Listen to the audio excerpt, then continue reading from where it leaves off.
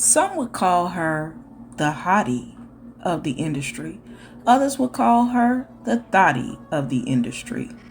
Blac Chyna, aka Angela White, has went over to become a modest, traditional woman.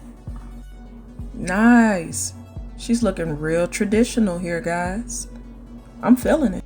So as you know, over the last 5 or 6 years or so, the lashes, makeup, hair weaves, as well as lace fronts and BBLs have been terrorizing the Black community. This is worse than even the crack epidemic, and good, decent men have been victims in this narrative.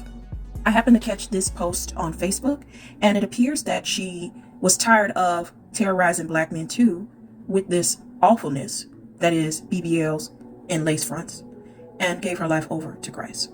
Being that these BBLs, lace fronts, and lashes cause women to actually want criminals, she wanted to turn over a new leaf. And I love this for her. No, but seriously, all jokes aside, she is changing over her life because she feels like that this is not what God wanted for her, and she's not living the way she's supposed to live. So that's awesome. And don't get me wrong, I'm not making fun of anyone's religion at all. But I do have an unorthodox viewpoint and opinion on this. So many of these red pillar type guys are reformed pookies. They swear up and down they were not any of the guys that were terrorizing the neighborhood and doing all of the low vibrational things, but sadly they were.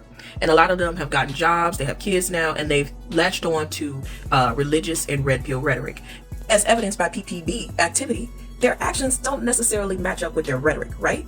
And Blac Chyna, Angela White, would be a perfect candidate for a lot of these guys.